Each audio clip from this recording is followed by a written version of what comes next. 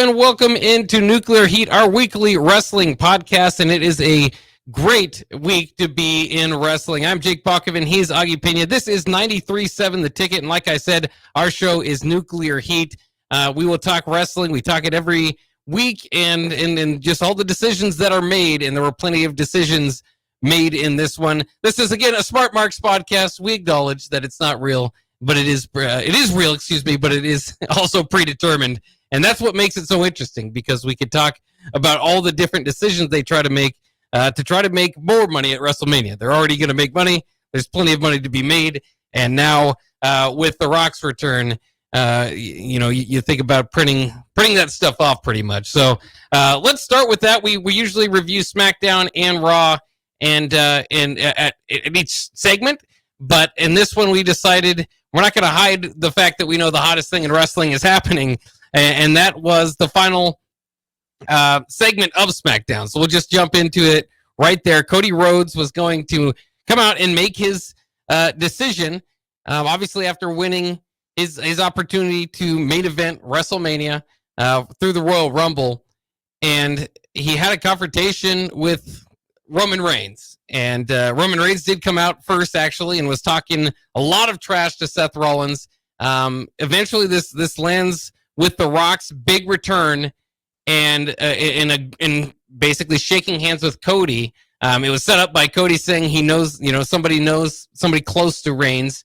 It has been one of the people he's been talking to in The Rock's big return. And it's just so interestingly how they did this, because The Rock has returned, twice prior in this year. And it wasn't at, it was just on a SmackDown after Royal Rumble.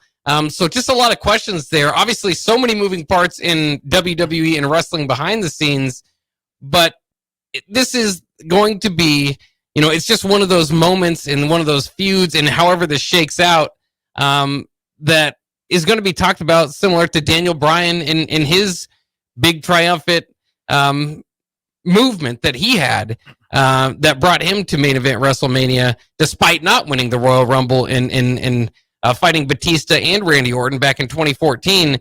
This feels like it feels pretty similar in that it's not just, there's some WrestleManias and that have good main events, but they're not all-timers. Like Seth Rollins cashing in, that's like an all-timer. Sometimes you don't have this. This feels like a very close to an all-timer because of The Rock's return. Yet the most interesting part about this is that the reaction online and even on Raw is this big movement now for Cody, because it is a feeling of sadness on behalf of Cody fans and just wrestling fans in general that have been watching the story. They want to finish the story. And now The Rock comes in, part-timer. It's always the bad guy in wrestling. It's always the part-timer. Comes in and takes the job of the week-to-week guy. And it is just fascinating. So many things to break down, but I've been talking for about 5 minutes, Augie, so I'll let you kind of break in and give your thoughts. But that's how exciting it is. It's hard not to be talking about this storyline in this feud. Yeah, no, as you know, The Rock is my favorite wrestler of all time. So I was, of course, very happy with the decision they made. I loved this segment. I could tell, the Cody Rhodes fans, too bad, so sad. It's The Rock's time right now. But no, it is, just everything they've now set up, for this. Cody winning the Royal Rumble, everybody was, I was severely disappointed, okay, here we go. The second, consecutive main event in WrestleMania is going to be Cody versus The Rock. I was like, how boring. And then, boom, out of nowhere, it's The Rock's back. And they didn't have to say anything. It was just that stare down that happened. It was brilliant. I'm very excited, very engaged. And I know non-wrestling fans are also going to be intrigued by this because it's The Rock. He's one of the biggest names in Hollywood, even though his I hate to say it, his star has diminished a little bit. He's still, one of the top names out there, in Hollywood in general. And to bring him back, for, the guy's like 53, 54 years old, this is more than likely going to be his last, WrestleMania match, maybe just last match in general. Depending unless they give him the title at WrestleMania, which they could do. It brings a lot of eyes. It's going to be one of the most viewed, I would say, WrestleMania moments that they have. And like you said, that intrigue of what are they going to do with Cody? Does he go after Seth Rollins? Do they squeeze him into this and make it a fatal or a triple threat match? Oh yeah. There's so many possibilities they can do with this, because the Rock versus Roman is big time. They've kind of been teasing it now, but we know it's not just the Rock versus Roman. It's the whole bloodline. It's Solo, Jimmy. They're all the Rock's family as well. So yeah, it's like so interesting. So many different ways. Yeah, they can go do so many things with it, and smart move by the WWE. And like you said, maybe it was, they had this plan, unintentional, but Cody is getting the biggest wave of support I've ever seen for him right now. Oh yeah, everybody loves him. I don't feel bad for him. It is what it is. There's some of us out there that generally want to see The Rock versus Roman Reigns, but even I'm intrigued of, how are they going to, what are they going to do? What are they going to do here? And man, it's an exciting time to be a wrestling fan right now. Well, and part of that too is that Reigns' title feels significantly more important than Rollins. It always has. It's an established title. And so what they've been doing with Seth Rollins is make him the workhorse, like make him earn it, and week to week tell you it's more important because you'll see him fight it, fight another, challenger off. And the other one, he just did such a good job of, because there's always this idea of wrestling, and it's what made Brock Lesnar big. Got a prize fighters. It's even, it's KO's one of his nicknames, but he's kind of the opposite of it. He's a week to week guy. But if you can land, one fight, kind of coming back, like John Cena, he's coming. I don't know if he's going to have a WrestleMania match or not, but he can get it anytime he wants. He could be a once a year prize fighter and get the big cash in prize. So it's the way that Reigns talked down Seth Rollins. He mentioned him, said exactly no pop when there was no pop.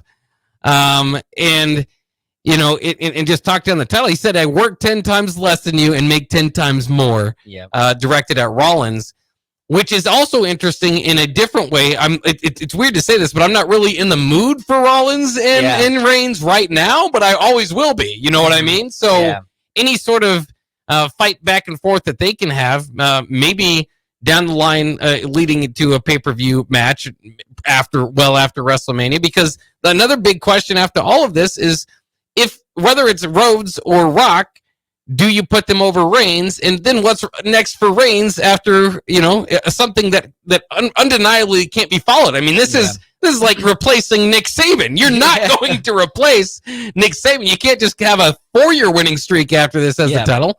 Now, I say they can't. They've done that with like Brock Lesnar before, where it feels like they're super seen as they'll push guys on you. But and again, that goes back to the prize fighter, to what they can market and make their top guy. And that's just what's so fascinating about all of this thing, is because The Rock on the outside of wrestling is by far the top guy. He's made his name in Hollywood. He's far outside of depending on anything the WWE does. But now he's back in the business. He's a chairboard type of guy. There's even questions now of if he has more power than Triple H, which is absolutely fascinating, as Triple H still runs the storyline. So the number of storylines this has, it's tough to even explain to an outsider, because it just keeps going. Like the whole head of the table gimmick has always kind of been, people have thought, well, what if The Rock then? Because he's claiming he's the head of the family, and we all know who's the biggest, baddest man in the family has historically been The Rock. So it was already kind of like a handing the baton thing without The Rock ever having done it. So I mean, they could bring that in. Jimmy and Jay, they've got several family members in NXT and just different wrestling brands. There's just so many different ways that can go with all of this. And it's taken wrestling Twitter and just wrestling the community by storm. We'll talk about that throughout the show, as you can imagine. But we better get to what else was going on in SmackDown as we review the show from last Friday. Logan Paul kicked off the show and was talking about Kevin Owens, who he recently defeated, and he wants another challenger. Kevin Owens emerges from the back, and they have a little bit of a battle, talking back and forth. just kind of, I think, extending the feud, letting the viewer know where this is ending. But anyways, Austin Theory ends up coming out. Also of note, Corey Graves and Wade Barrett were on commentary for the first time with SmackDown. We saw the Raw group introduced last Monday.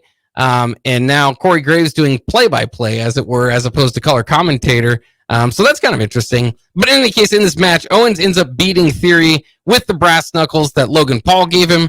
Brass knuckles, kind of an age-old tale in wrestling, but I like it. I think it works with all this whole group. And, you know, I think Kevin Owens and Logan Paul is interesting enough. I mean, because you still have that finish of the cheat, right? Of Logan Paul cheating to get that victory. So it makes sense that they might run around 2 for that coming up. Yeah, and I can see it, you know, at least for the Elimination Chamber. I think for WrestleMania, you'll want, I hate to say this about Kevin Owens because he is such a great wrestler. You know, he can, you know, put over anybody he needs to, put on great programs. But, you know, for Elimination Chamber, that's perfectly fine. But for WrestleMania, I feel like they got to go with somebody else. Yeah. And I don't think Logan Paul is going to drop the title anytime soon because he is such a big name in the WWE and outside, kind of like The Rock. Not as big, but he's huge, you know, in the YouTube world, bringing a lot of eyes in. So that's somebody that's going to be there. They put on a great match at the Royal Rumble. Man, I feel so bad for Austin Theory and Grayson Waller. They're just kind of, what are they now? Logan Paul's little sidekicks? They're like, that's what they're relegated to. No real direction for them on that. But yeah, you know, this will be a good fight. You know, they'll do something great. Like I said, I expect it to be at the Elimination Chamber, and then Logan Paul will more than likely just move on from there. Well, and for Theory, it's especially interesting because this time last year, he's starting his feud with John Cena to defeat John Cena at WrestleMania, and they've given him just everybody. They gave him Vince. They just gave him The Rock returning even this past year, even when it was past like the prime of believing that Theory was still an up and comer. Now he's solid. He's got nothing wrong with him. I just feel like he doesn't have any flavor to him right now. They try the young cocky guy and he plays it well enough. He's just missing something. Yeah. And it's interesting because they are bringing up a lot of different talent now from NXT. And so you'll see less TV time going, and he just is kind of floating down the card. Yet at the same time, I think he does, he's a body guy, which matters to the live audience because, you want it to be as believable as you can. He could put on good matches. So I'm not necessarily saying, all I'm saying is he's seen better days, as you kind of pointed out. He doesn't necessarily have too much direction now. So we'll see what happens next there. But I agree with you. Logan Paul, too, at WrestleMania makes the most sense for that title. Next up, we have the Fatal 4-Way Tag Team Contenders match. LWO, Joaquin Wilde and Cruz del Toro against Pete Dunne and Tyler Bate. They also taking participation in this match, Legado del Fantasma, Angel and Humberto, and Pretty Deadly, consisting of Elton, Prince, and Kit Wilson. It was pretty much a good, all these guys can go and put on an entertaining match, show off some athleticism. And ultimately, they had Pete Dunne and Tyler Bate take the win. I feel like it's fine. I do feel like, and I was going to talk about this later, I don't necessarily care too much for the SmackDown Tag Team division as opposed to the Raw Tag Team division. I was more interested in that contenders match. And Pete Dunne and Tyler Bate have been, Tyler Bate just called up Pete Dunne, gimmick changed to a degree. Name change. He's the exact same character as he was before. And so I don't know. I'm not necessarily, it's kind of weird. I'm not necessarily cheering for them, and I don't know if the crowd is. So all of this is to eventually take on the tag team champions in Judgment Day. And I just don't see, even though, Pete Dunne and Tyler Bate won this one, I don't see / want them to beat Judgment Day. Yeah. Leading up. So it feels, it's interesting. All I'd say is there. But the problem is I don't necessarily see any of that team. I kind of like Legado del Fantasma. I think Angel and Humberto, former guys that have given singles runs themselves. Pretty Deadly's entertaining enough, but they're not going to win type of deal. Yeah. So I don't know. I just feel, but that's overall. That's the SmackDown Tag Team division. I don't know if I have a favorite. Yeah, no, and I agree with you. This this was a good match. Like, I'll say that it was a good, entertaining match. I thought they put on, a great display there. But man, they just haven't done anything to build any of these guys up. They've been enhancement talent to me. Yeah. And their characters just don't captivate the audience like they need to. There's nothing special about them. I mean, I hate to say this, all of these people, these wrestlers out there are literally just bodies in a match. Does that make sense? Like there's no character, there's no flavor to them. Like now, with the exception of Pretty Deadly, I would say. Yeah, Pretty Deadly. But I mean, what have they done of late? They're kind of like a comedy. They're a comedy. Act. Yeah, there's a ceiling to them. Yeah, but that is true. It's just it's so hard, like you said, to really want them to win at all. I'm not invested in this either.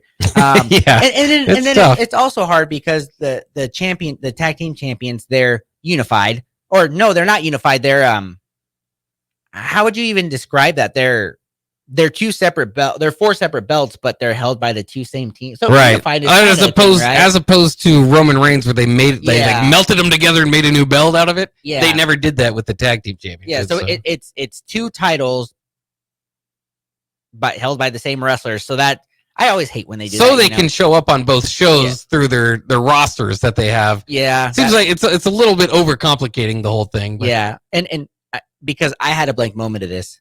Who two out of the Judgment Day are the champions? Well, do you know who that is? Because I straight up blanked on which two of them. Yeah. I know it's Finn Balor. Yeah. Is it Damian Priest? And Damian Priest. Those are the two. Well, they have the other two, JD McDonough and Mysterio team up and lose, basically. That's like the losing side of the Judgment Day, where they can get booed. And then there's the legit side of the Judgment Day that has the titles. Yeah. And kind of what my point is, the tag team titles are kind of very irrelevant at this point. They're just held by the Judgment Day, kind of being held hostage because, as you see, a fatal four-way, the four best tag teams that SmackDown has to offer, both of us would agree, we don't want to see either of these, anyone from that match really win them. And, the tag titles are pretty much non-existent. So I agree with you on there. It was, like I said, good match, a lot of action, but just nothing I was really rooting for. Nobody I was rooting for, I should say. Well, and again, too, I mean, and I like the Judgment Day, and I like them having the belts. A little bit of a problem with that is that they've dropped them here and there and picked them back up. So, and WWE is doing this thing, with Reigns and Gunther that, how long you take care of a belt matters, and Rollins is trying to get that across too. So that's hurt it a little bit. The other thing too is that you have to remember, I already said this about Theory, but this time last year at WrestleMania for the tag team championships was main eventing night one. So, the tag team division, although I wouldn't say that was necessarily the division, that was just kind of the jumping off the Reigns storyline. Yeah. And by the way, never really makes sense because now speaking of somebody who is really lost, and again, we can get this on Raw, but we could cross talk a little bit. Is the angle that they were doing with Kevin Owens, buddy, and I'm blanking on his name, Sami Zayn. Oh my gosh, yeah, it feels so bad because he's been a guy that's been tossed around from feud to feud, wins some of them with buddies, but doesn't win them without them, and they just never had a plan for those belts. Like they could have made. Sometimes you just get in your own way. They could have made those tag team championships and the story matter into the next year. And instead, we don't have a plan for Kevin Owens or Sami Zayn. Yeah. And Sami Zayn, as I was trying to say, winning and breaking up, not being a primary focus of going after Roman Reigns really is interesting in all of itself. And I don't want this all to revert back to The Rock and Cody Rhodes. But there was like a mini Cody Rhodes, Sami Zayn movement at this time last year, and I was part of that. I would have loved to see Sami Zayn continue to feud with Roman, and even after it, because somehow winning the tag team championships just ended Sami Zayn's interest in doing anything against Roman Reigns, who is still the title holder. But he broke up his family, so he's weaker, but he still wins. You know what I mean?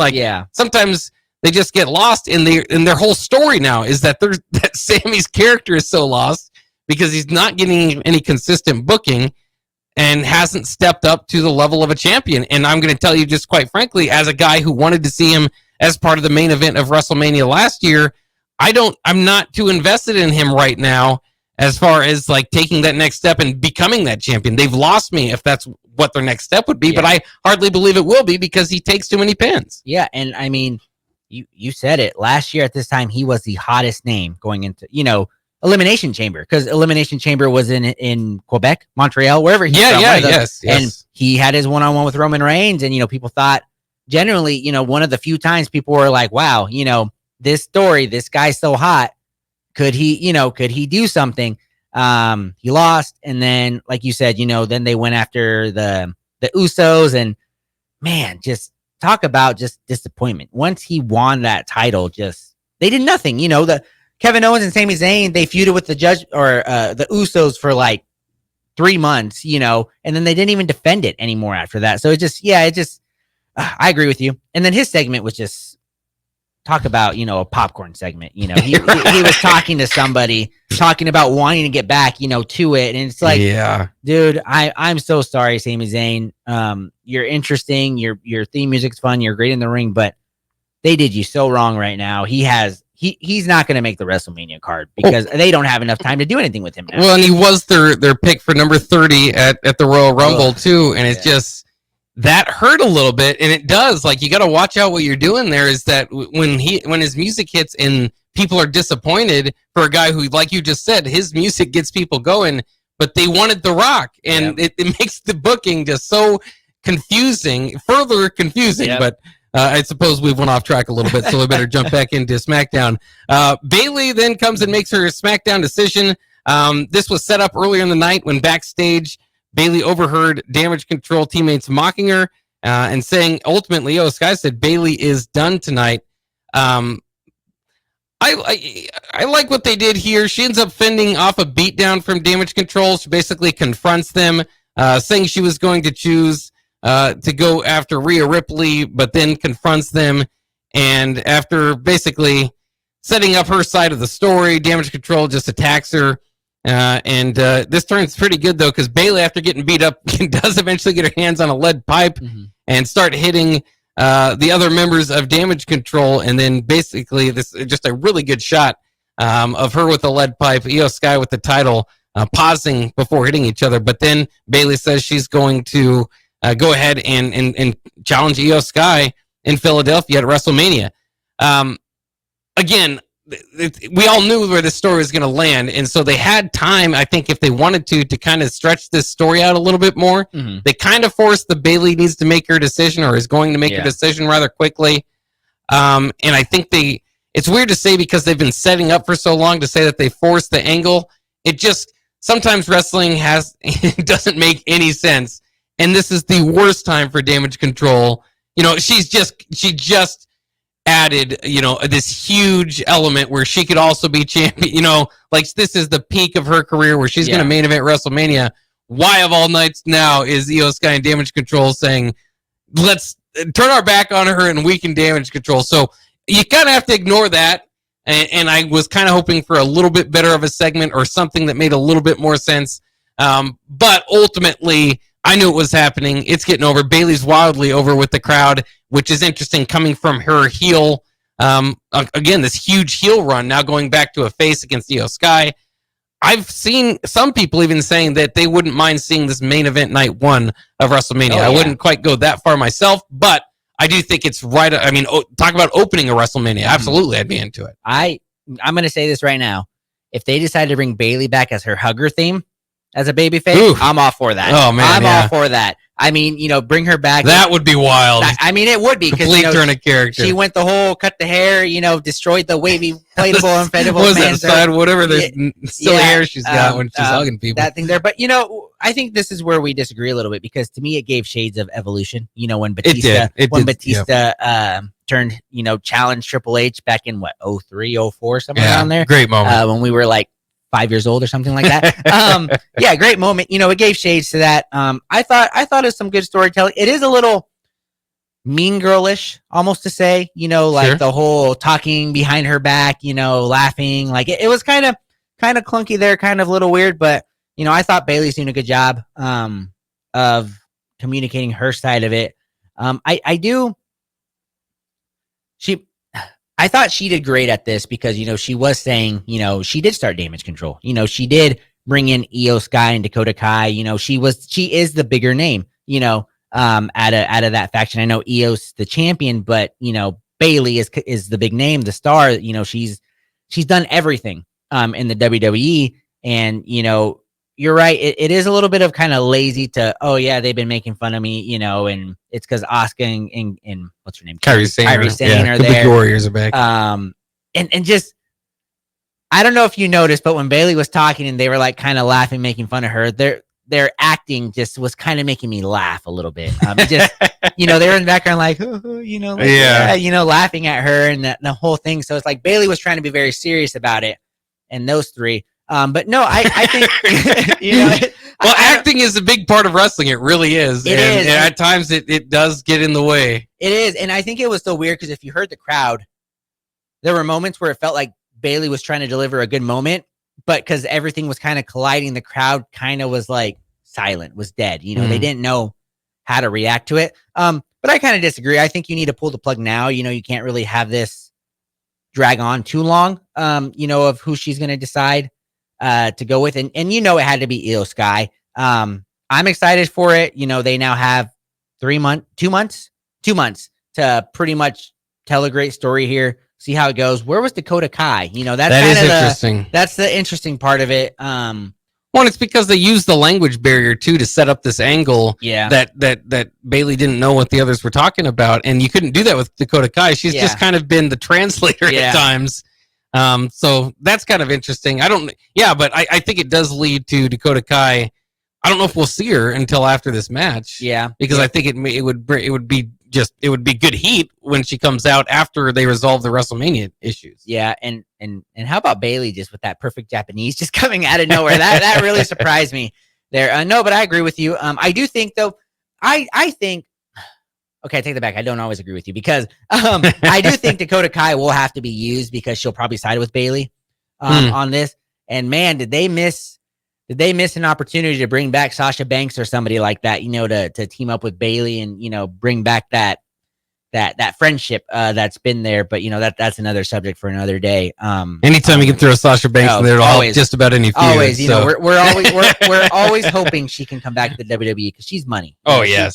She's great. Monet. She was one of my favorites when she was there on there. So yeah, we'll see how it goes. I thought, Bailey did good. The other three, Bailey's going to really have to carry this for, which she has, but she's really, really going to have to carry this now for the next 2 months because Asuka, she's done everything as well, but it's that language barrier. It just makes it hard. It's going to kind of be like a Shinsuke Nakamura, Seth Rollins situation, where I feel like a lot of the promos aren't going to be in English, so we kind of got to be prepared for that. As long as they have, and they don't have subtitles, so never mind, I can't say that because that makes it hard. But, I think Bailey can do it. I just let it be known now. I want her to come out in her hugger costume with the wavy people, the hair to the side, the mat, everything. I want it all. So, well, it's interesting too because I did just think about one thing too that I liked about this segment is they did have, or maybe this might have been last night actually on Raw, but it still pertains to one of these people. Is when they had the Kabuki Warriors warming up before their match, and Kairi Sane's like doing some like sort of workout, and she's like 70 pounds soaking wet. No, I don't know how much she is, but she's a very small girl to the point that when you go to the live event, if you get close to the close seats, you can hear like the thunderous sound of hitting the mat. And I've been up pretty close to a match where she was at. It also applies to the girl from LWO, but so there are smaller wrestlers that do it, but they're just so small. And so their finisher too is her elbow off the top rope, and it just, I don't know. Like with Asuka there, I feel like your finisher, if you wanted to make the Kabuki Warriors a little bit more legit, but I understand too. They're trying to put Kairi Sane over in that moment and with that finisher. So we'll see. I thought it was funny to see her like fake working out, and you're like, does she do that on routinely? Because she's not necessarily a muscle bound wrestler. Excuse me. Let's move on. Backstage, SmackDown manager Nick Aldis is talking with Ron Breaker. Adam Pearce comes in, interrupts, and he wants to talk. They're basically battling to try to get Braun Breaker. They're talking about which brand should have him. Jane Cargill then enters the picture, and Pearce makes a little jab at Aldis and his business methods there. Interesting stuff, and again, interesting times. Those are two big names. I mean, you talk about the future of wrestling. Braun Breaker and Jade Cargill look the part more than anybody that they've brought up lately. Yep. No, and I agree. And I'm very excited to see these two where they end up, who they feud with. I believe there's enough time to get them in WrestleMania. I think you need to. Yes. You were kind of talking about them not having a name. Who could carry me. And this will go back to The Rock and Roman Reigns. Braun Breaker, to me, is a guy, if they can build him just right, he's a guy that can do it.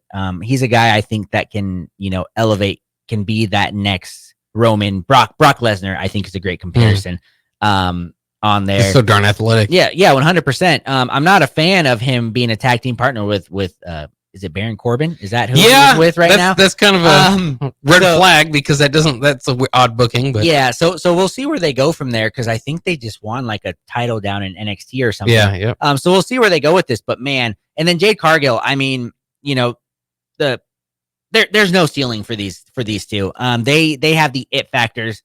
They're I think the two that they're young. They can put the company on their back for the next 15 years. Knock on wood, no injuries or anything like that. But man, it's an exciting time for wrestling right now. Absolutely. And again, just adding to it is that young talent coming up. And I suppose it is bringing over Jade Cargill, who I heard with like undeniable when you see her, like her presence will get you over. I'm a wrestling fan, even when I hear that, because I'd heard that before about certain guys, like Karrion Kross included. And, then when you see it, you're like, well, this guy's got to earn it for me. Yeah. Jade Cargill does not. I saw her once in the Royal Rumble. Yep. But yeah, she's legit, and they got to set her up with Bianca Belair, because talk about athleticism and excitement there. Yep. In any case, speaking of Karrion Kross, said, Karrion Kross, could we hear more about him and his new group, The Final Testament? You're in luck, because Bobby Lashley and the Street Profits were set to go off against The Final Testament. The match never got underway, and they never resolved that. Kind of bothered me. Yep. As they instead had a brawl breakout. I guess the brawl was supposed to be serious enough that they could not possibly get the match going. But if you're going to go out, you know what I mean? It was kind of a weird segment where they forgot to end the match, and I was like, well, did they do the match? But all of it was ultimately to set up B-Fab joining Bobby Lashley and the Street Profits, which is some long-term storytelling, because they've had her run into Bobby in the back before. Scarlett interfered and basically got the upper hand, and so now with the Final Testament, who's been thrown together in a few weeks, now Bobby Lashley and the Street Profit need an answer for Scarlett. They get it in the way of B-Fab. Can you wait till the next chapter of this feud? Dude, the last B-Fab has been cut twice from the WWE. Yeah. Like, I don't get this. There was absolutely no pop for her. I honestly think nobody knew who she was. Because I think, right. Like you feel bad when that happens. But it's like, all of these guys, unfortunately, they just, I don't see anything going from this storyline. This is kind of a filler storyline. Right. And it's weird, because we've talked about it. Karrion Kross always goes and he's like, I'm coming after you, loses the feud, I'm coming after you, Yeah. And it's weird. And then Bobby Lashley and the Street Profits, I thought that was going to be something. This just doesn't do it for me. This was bad. I won't say that often, but I thought this was a bad segment. Nothing going forward. Poor B-Fab, but this was a black eye on a really good SmackDown episode, I thought. Yeah, and it's just because I think that those teams are. I think that WWE was hoping that they're over without earning it because of the individual talents that are involved. But Bobby Lashley and the Street Profits have just recently turned face, but they haven't really won a huge feud. And just for all the potential that was there, they haven't hit it yet. Yep. And the Final Testament is interesting, at least if you can do it. Yeah. If you can believe in Karrion Kross again, it's interesting in that way, because I do like the muscle that he's brought into the group.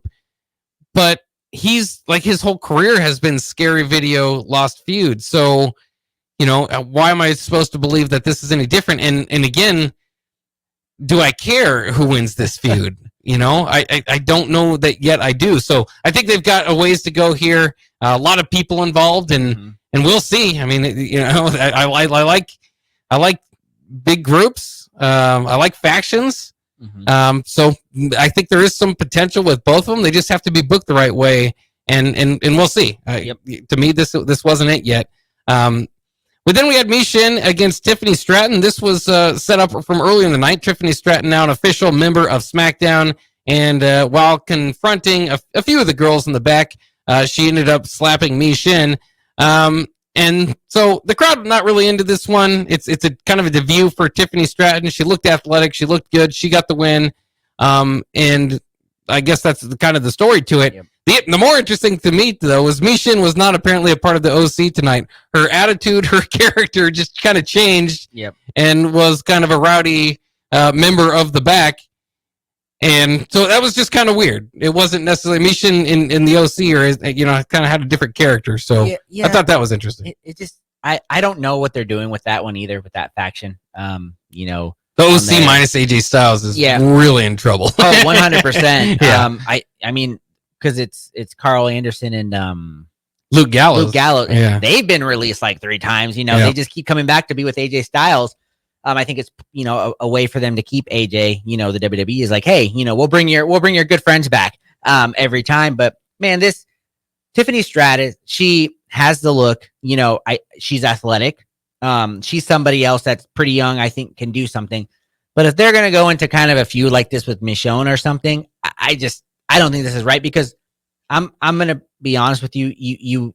You know, I forgot who Michonne was for a little bit. Like Mia Yim, by the way. If you haven't watched recently, she also changed her name from Mia Yim. Yeah, and you know, that's just that's not good. You know, you don't want to put a rising star or somebody, you know, that, and she was really good in NXT from what I heard. Like I said, I don't keep up with NXT that often, but you know, when they come up, I'm kind of like, all right, I'm gonna do a little bit of research to see them. And Tiffany Stratton, you know, she was kind of the it, you know, in NXT. I think she took the belt away from Becky, if I remember correctly. Mm-hmm. Yep. So she got that Becky rub, and this is kind of the first person you put on there. It could be a squash match, you know, or something like that, you know, just a first look. Yeah. And hopefully they I don't think this is necessarily a feud. Yeah. And you know, that's my hope that they don't do that.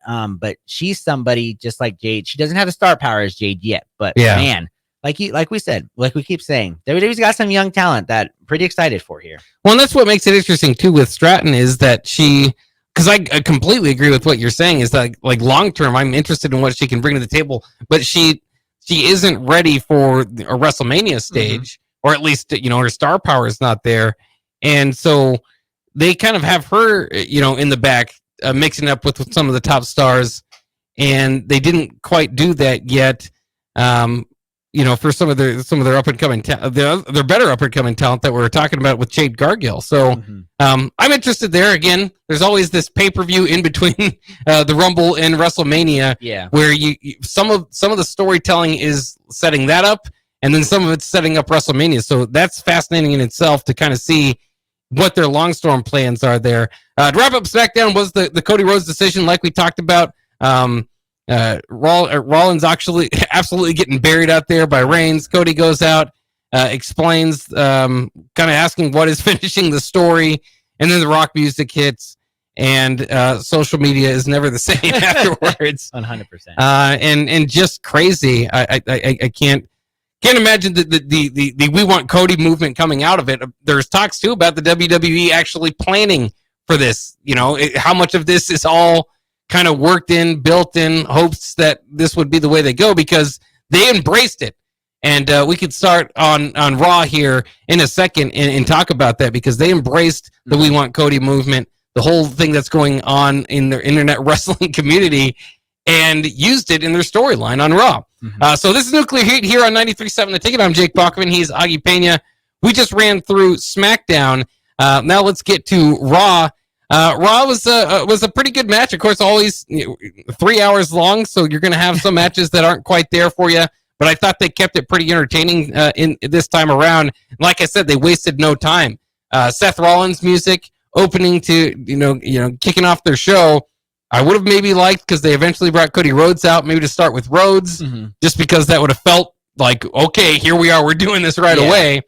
But they had Seth Rollins go out, and it made sense. He's go out there. He's frustrated. He wants to hear what the decision ultimately will be for Cody at WrestleMania 40. and I don't know if this was at that time. I'm trying to think, because he walked out there and eventually had Drew McIntyre interfere with these guys. But throughout the match, it was, or throughout the promo, interestingly enough, the chants started of Rocky sucks. Yeah.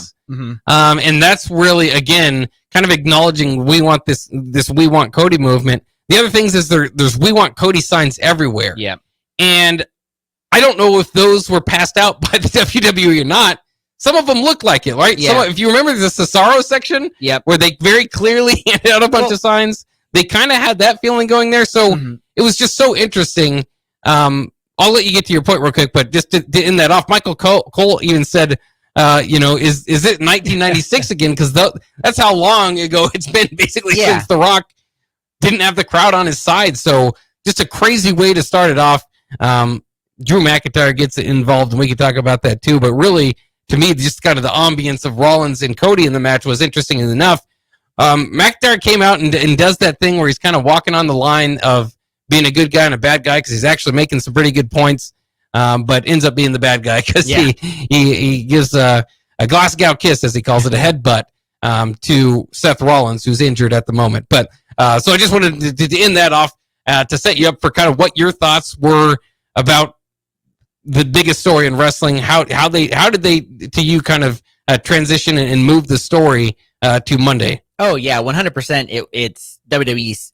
They handed out those signs because all the signs look the same. So unless there was like this crazed fan that made like hundreds of signs, exactly the same and just gave them out there, it's 100% there. I thought, they're killing it with this booking right now, because as we talked about it before, it's opening the possibility for just so many things to happen.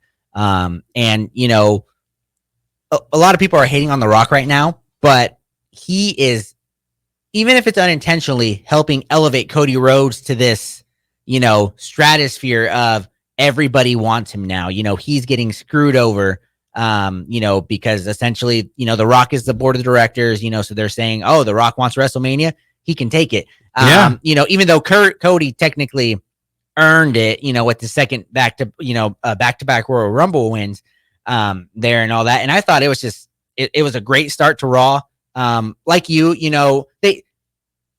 Seth called out Cody and they kind of talked about it, but Cody never really, I don't know if I'm wrong here, but it just felt like it was never really answered, what was going on, what kind of, happened there. It was, well, that was they basically, now that I remember it, they set it up like, what's the answer? And then Drew McIntyre's music hits. So he's the bad guy for interrupting it. And that to me is where it's like, you just don't know what they're going to do on this. And it's beautiful. I love it. It's a great time to be a wrestling fan. And I mentioned this to you earlier too. Drew McIntyre is just phenomenal in the role he's in right now. He had the, when he opened up the shirt and he was like, it's a picture of him next to a grave, and it's CM Punk's like main event or WrestleMania Dreams or something like that. Drew McIntyre coming out saying, he had a perfect plan, it was going to be him versus Seth Rollins, and then Cody screwed it up. Man, they were killing it tonight, all three of them, in that stuff. I'm excited, man. I could talk on and on and on about it, in there. And the crowd was just 100% behind Cody Rhodes. Even though, like we said, nobody wants Cody versus Seth, but this segment, everybody's just behind Cody. And I've heard rumors they had to censor out some of those Rocky sucks chants because it was just overwhelming. And the WWE does that. They'll mute sounds or they'll plug in sounds, pipe in music. Yeah, and I heard crowd noise. Yeah, and I heard they had to kind of bring that down because it was just so much of Rocky sucks, which hurts my heart. I want the Rock to main event this WrestleMania, but man, it's so much fun on there, and the WWE is having a heck of a time raking in all the money they're about to with whatever decision they go with here. Which, and again, all the sympathy is coming off how poorly they booked it. Because if he doesn't win Royal Rumble, then we don't feel like he's earned his shot, like he should have. And if they had Rock's music hit on 30, he goes out there. I mean, everybody would be behind it, and it would be just as hot. Yeah. So part of the whole thing too is like, yes, it's like they've definitely got you feeling some type of way, whether you love the booking. Whatever grade you hate it, you feel some sort of way about how they've done it. it hasn't been ideal, but there's no shortage of opinions on all of it. So the best thing in wrestling is to have people talking, and they've got people talking right now. And we also, I love it when you don't know what's going to happen next. Yep. And, to include even The Rock winning at WrestleMania, most people say, well, The Rock's not going to win because then he'd have to carry the belt, and maybe you'd want to have some sort of legitimacy. Yeah. It's all kind of open out there because I'll just say it. Mr. McMahon, the character, is no longer going to be a part of WWE, so there's kind of a gap, a role that could be filled by a Triple H, who will have to see what he knew and didn't know, right, with all that stuff, or The Rock, which is I think some of the feelings toward him too is he's kind of he could be the new Mr. McMahon basically for the next 30 years. If he wants to be, it's basically up to him. And he came in and took WrestleMania at the time it was open, which is fascinating because, again, The Rock could have done this anytime he ever wanted to. I mean, and they've built up that star. So it's definitely fascinating. Add in the family ties with Roman Reigns and that story. Couldn't get any better. So we don't know where it's going. I love that in wrestling, but we'll see where it lands. And it's going to be pretty much fantastic no matter how they get there. Fatal 4-way tag team match coming up next. Again, the winner of this would take on the winner that won SmackDown Fatal 4-way tag team match, Pete Dunne and Tyler Bate. This is the group that I'm saying I just feel like this is a better tag team division in Raw, where you had Imperium, the New Day, the Creed brothers, all fighting DIY's Tommaso Ciampa and Johnny Gargano, who ultimately got the win. I don't know if that was the right decision for me. They've been pushing DIY. They definitely have an NXT crowd.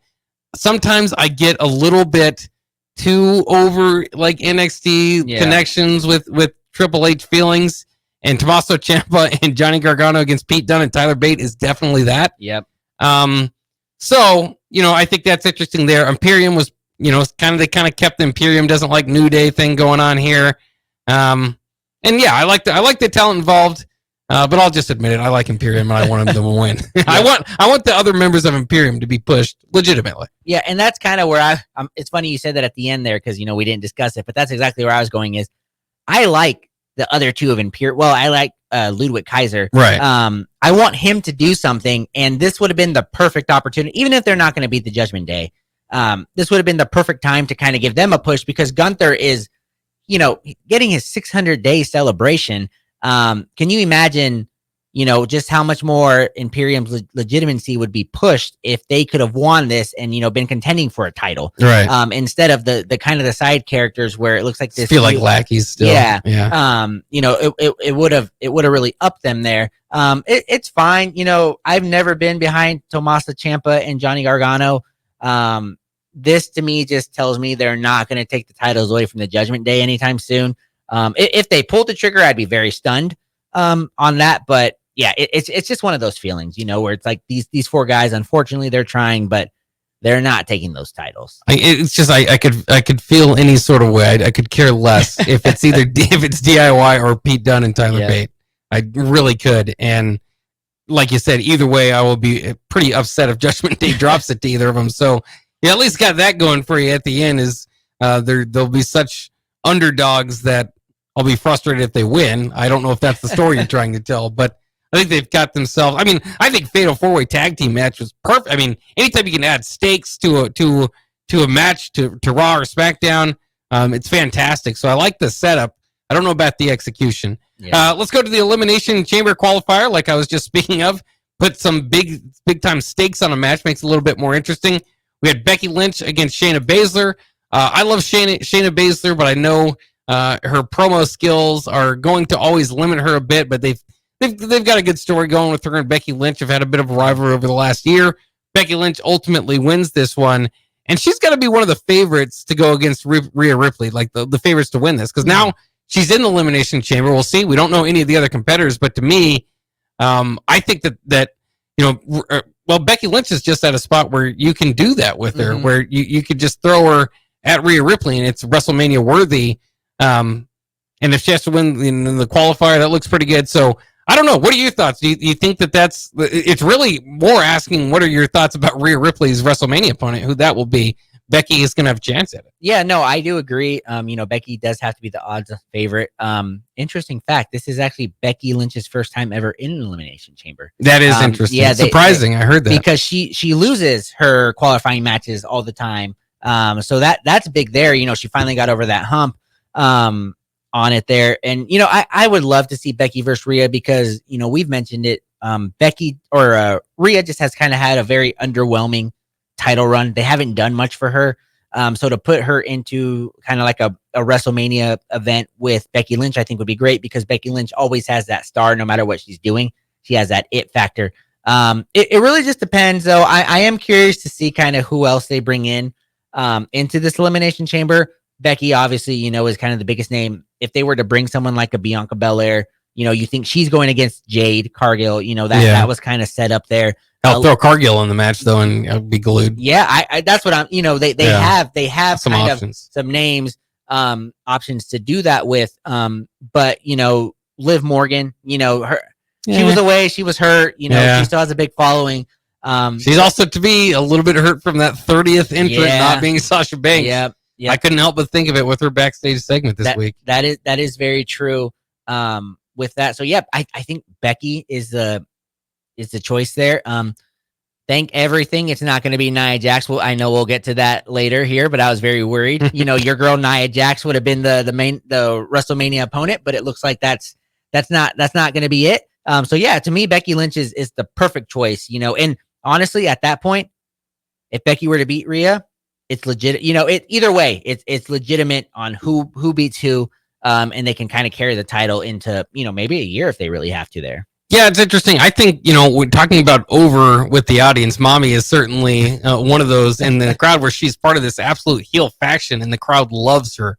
Mm-hmm. And if they would have done it right, and I agree with you to a degree, I think she has had an okay title run, but she's not all. It's not the focus isn't always on her. Sometimes it's Judgment Day. Yeah, and so I think that she's a character that they could have had they done it correctly.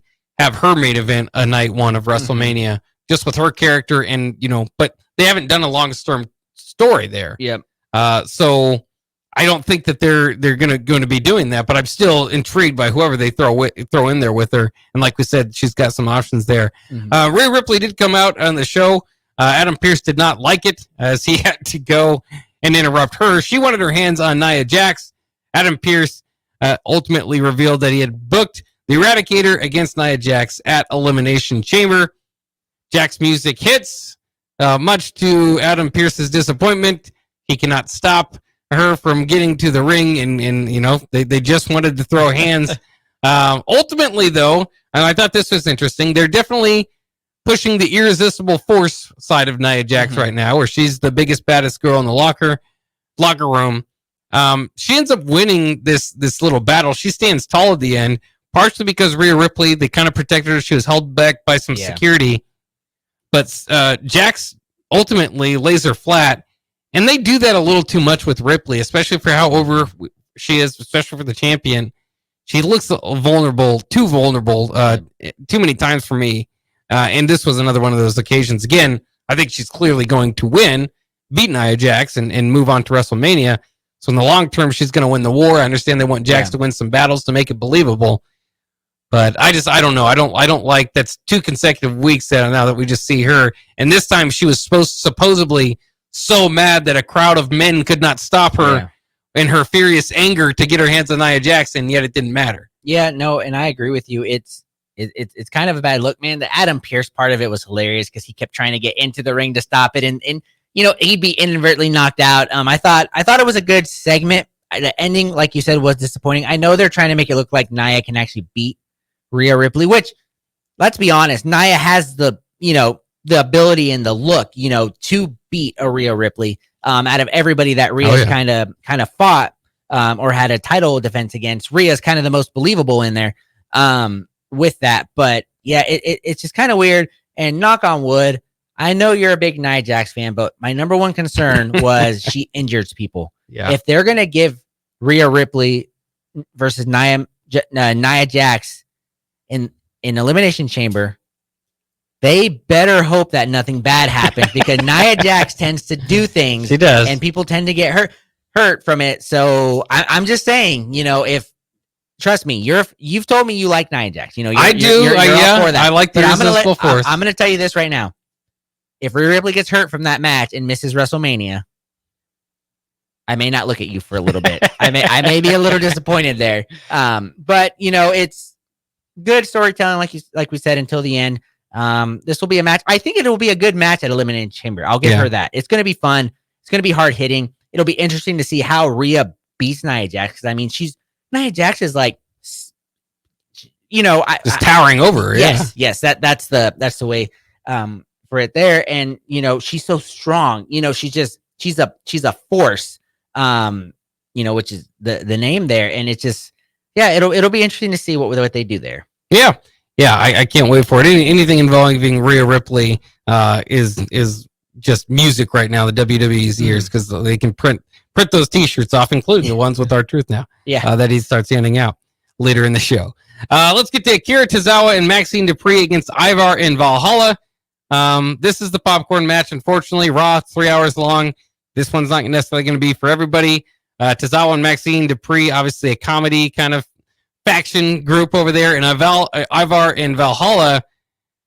I mean, they pushed Ivar for a little bit, but they never really got him over, and Valhalla just cannot buy a win in this company. And it happened again. Ivar and Valhalla actually do get the win, but the only way Valhalla wins is if Ivar is involved. And so they kind of do the mini push, but it's just weird because Ivar should beat Akira 10 out of 10 times. So when he does, what difference does it make? And I told you this, Maxine Dupree, that was very hard to watch her in the ring. The Royal Rumble too. If you look like at reviews and stuff like that, people are saying she needs to go back down to NXT because she looks rough. She's not the wrestler. She can't even sell like getting hit. Like you literally just take a punch, fall down. She does like this whole take a punch. Oh, days goes down. It did not look good on there. So hopefully she improves. But this was not a good match. I'm sorry. This, like you said, 3 hours long popcorn match.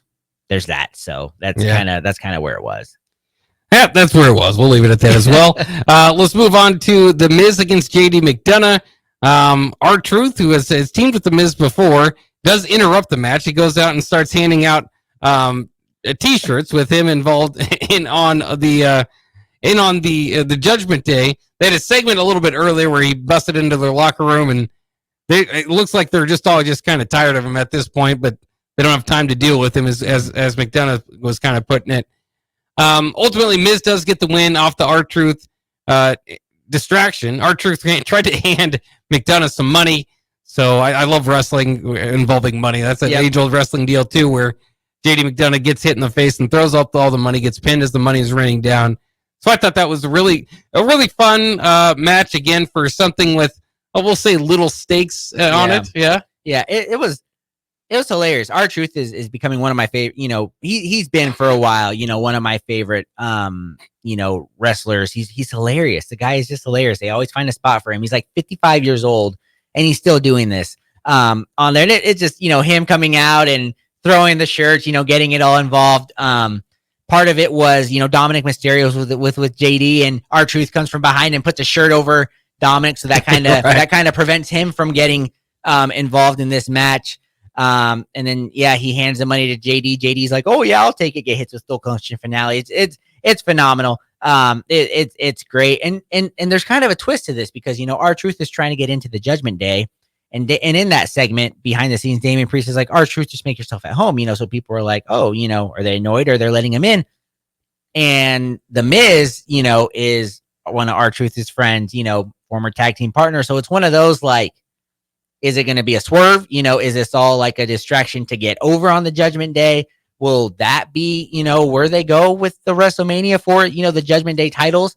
R-Truth and The Miz, that could be fun. Find a way to get R-Truth in there because he's big money right now. He gets the crowd going and he's hilarious. So I love it. Yeah, it's interesting. I kind of thought that too. I don't know if The Miz and R-Truth will be the WrestleMania match, but they don't have one currently for Judgment Day. So we'll kind of see what they do there.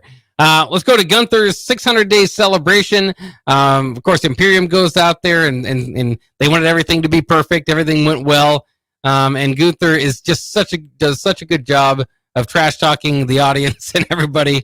So he started doing that and being boastful. Interrupted by Jey Uso because Gunther said he didn't have anybody else in the locker room that could beat him. Jey Uso, who has also kind of just been floating around, being involved in good guy feuds as part of a group, but not having his own matchups, comes out. He's very over with the audience. He gets them going with a simple gesture, as Gunther puts it, for a simple crowd. But it's exciting when he does that. And I've been to the live event again recently. It's really cool to see a whole crowd of people doing that. Is Jey Uso finally the man to dethrone Gunther?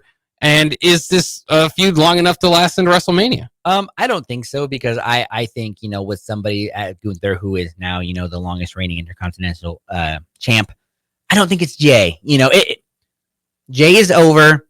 Jey is legitimate, but I just feel like this should be a young star, somebody younger that could really use a rub, because it's going to be a good match. Jey Gunther, that's going to be fun. There's going to be like a million super kicks here in the next couple of weeks. We'll see that. And it could be the WrestleMania match. But I love Jey, he's fun, but I was a little disappointed to hear his music come on. But to your point, they're not doing anything, they got to fill it. And it's not bad. It's just, in my mind, which, I don't run anything. I'm just a fan over here that puts up dream matches. This isn't what I would want for Gunther going into WrestleMania. That's interesting. Because I do agree with you. I don't think this is the WrestleMania match. I think this is for their next premium live event.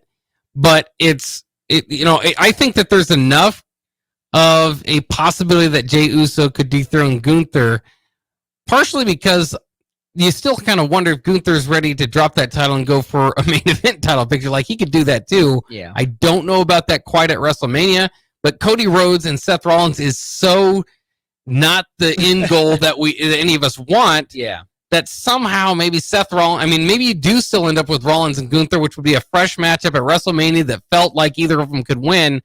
I would like something like that. So maybe this is where they do that. The other thing is just in general, I think Jey Uso, as I mentioned, is kind of this, he's so over but doesn't have a direction. Did they learn from what they've done to Sami Zayn? Like, you need to give them something and while it's hot, get it over. So I do think Uso could be the one to dethrone Gunther. I still would go like 85-15 Gunther, but there's just enough, and often throughout Gunther's feuds, there's just not enough believability that the other guy's going to win. I think there's just enough here for me to be really interested in this feud. But then again, like you say, I don't necessarily want it to drag out. I don't think this is WrestleMania worthy. Yeah, and because I think endgame for Jey is Jey versus Jimmy at WrestleMania somehow. Yep. So they could make it. See, this is just where it's so fun because it's so close to WrestleMania season. They have the option. Gunther carries the title, gets a feud with somebody, or Jey wins it and Jimmy goes after, it's now a Jey versus Jimmy for the Intercontinental Championship. That adds more, that sounds like a good WrestleMania match. It does, but then that points, what would Gunther do? It's too late to, I think, put him in the main event picture, as you said. So it's just a lot of possibilities there. It'll be fun. I still think Gunther's going to retain, and then, they'll bring in somebody fresh, somebody new to challenge him. Braun Breaker would be great for him. I think that's, I know Braun just started, or the main event roster, but man, watching him, I don't think it's too early to put him into a feud like that. I think he's ready.